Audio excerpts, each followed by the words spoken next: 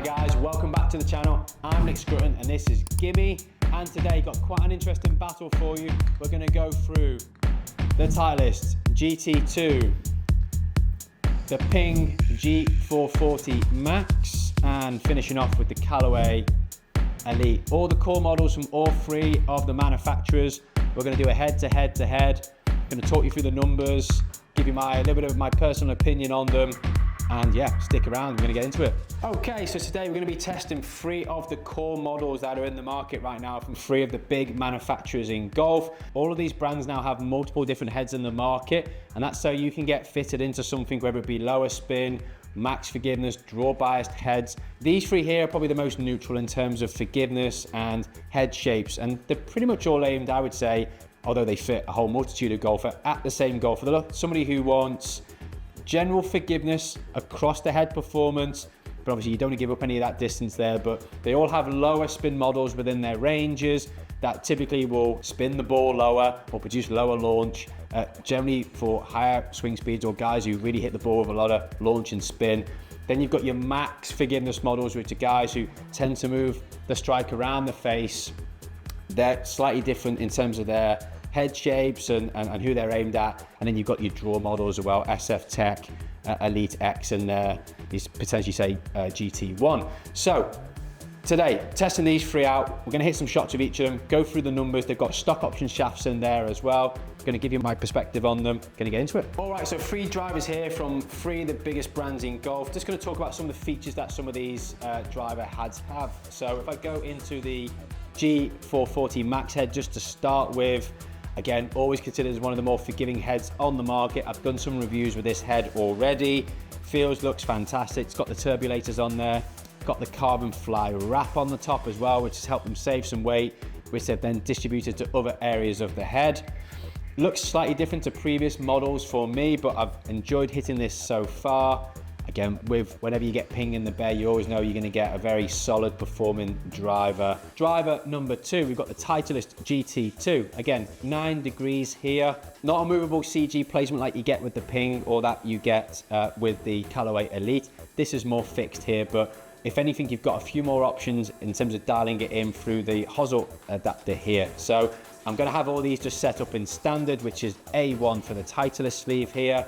But again, they've gone to a slightly different crown construction, PMP this year. And again, the weight that they've been able to save from the crown, they've distributed to other areas of the head to up that MOI, up that ball speed across the face performance. Great looking driver head. Slightly different look to the other two. They have more of a matte finish. This is more of a gloss finish. Looking forward to hitting driver number two. And then driver number three, we've got the Callaway Elite. Again, 460cc. All these drivers are 460cc head size. Again, in terms of looking at the more carbon finish that this driver has on the top here, more of a matte finish. Slight differential between the front of the face here and then into the rest of the crown, as you can see that on the pictures there for you. Movable weights in this one as well, so you can dial this in, you can take loft up and down, you can put it into more of a draw setting as well, and then you can also move the back weight there. But again, I'll just, for the purpose of this test, keep it in neutral just for the time being. Gonna hit 3 or 4 shots with each one, go through the data with you guys. Okay guys, so gonna hit the Ping G440 Max driver first, 9 degrees in its standard setting. Let's see how this one performs. Nice, clean, very neutral look down by the golf ball. Just wants to sit and lay square, which personally I think looks fantastic. Again, you can tune this one in if you need to, make it more draw or fade bias.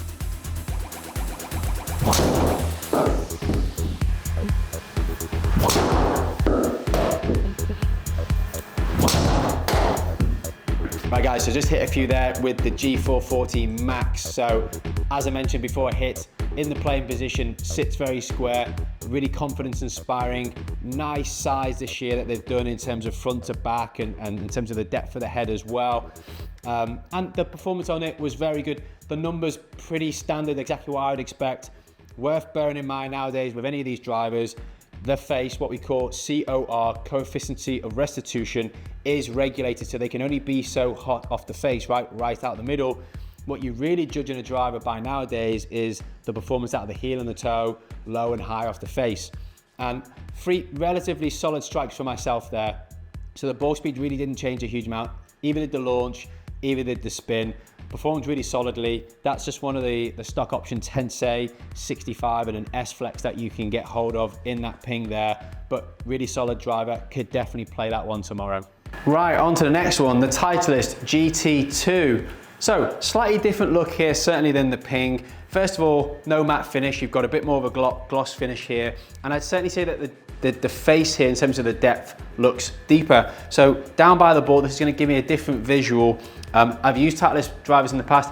I've also used ping drivers in the past and Callaway drivers in the past. So I know that down by the ball, they all give me a slightly different visual here. Let's have a little look. Let's have a little bit of a hit of this product. So in the playing position, again, sits very neutral, very square, which I absolutely love. Not as keen on the gloss finish. I can see the reflection here of the simulator light on there. I prefer more of the matte finish, but that's a personal preference. Let's see how it performs compared to where we were with the ping.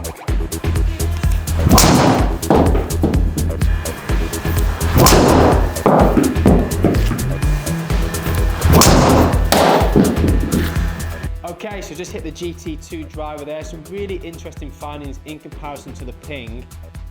Again, both of them very similar sort of shafts in terms of shaft weight, both 65 grams, standard length, and I had them both in their standard setting. So that's A1 on the Titleist SureFit sleeve. Definitely less left to right movement on the GT driver for me personally. So that tells me that it's a little bit more sort of neutrally weighted in terms of the internal bias of it. And you can see that back weight there is certainly just very much at the back of that head in a very neutral position. And any other internal weighting is probably very neutral as well. And that's typically what you would expect from Titleist as a brand as well. What they're basically saying is you do most of the manipulation of this particular driver through this hosel setting here. With the ping driver, I would say being the Max model, it's probably a little bit more neutral to draw bias internally within that head. And I know you've got the back weight that you can manipulate back there as well, but just in their standard settings, like I just had there, certainly the ball flight, as I'll be able to show to you, much straighter, much more neutral with the Titleist there. In terms of the distances, very similar. My longest drives with both the ping and the Titleist pretty much went exactly the same distance, to be completely honest with you. So no difference there. Again, the strikes on the Titleist, pretty similar to the ping, pretty central, pretty good swings for myself. I was pretty happy with those three. So all in all, no real change in terms of the actual distance of the golf shot, but certainly the dispersion for me, as somebody who hits a draw, was better with the Titleist. Now, if you're a slice with a golf ball, you lose the ball to the right-hand side, you might prefer the more draw bias of that ping. So really interesting, slight differences there in terms of the golfers that they are potentially aimed at just in their stock models. We're going to go into the Callaway next to see how that performs, compare all three of them in a minute. Right, and on to the final driver of the test. So we've got the Callaway Elite. Again, 9 degrees here, got it in its neutral standard setting on the sleeve setting as well. Got one of their stock option shafts, which is the Denali 60 gram 6.0. Same length as the previous two drivers, so it's very much a fair comparison here.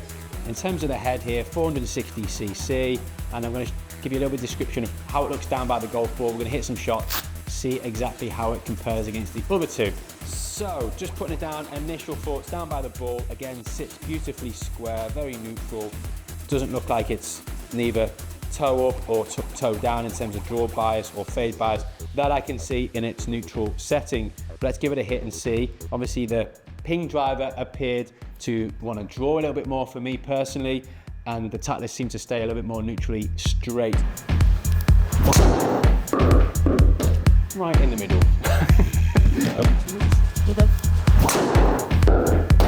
Or the toey stroke.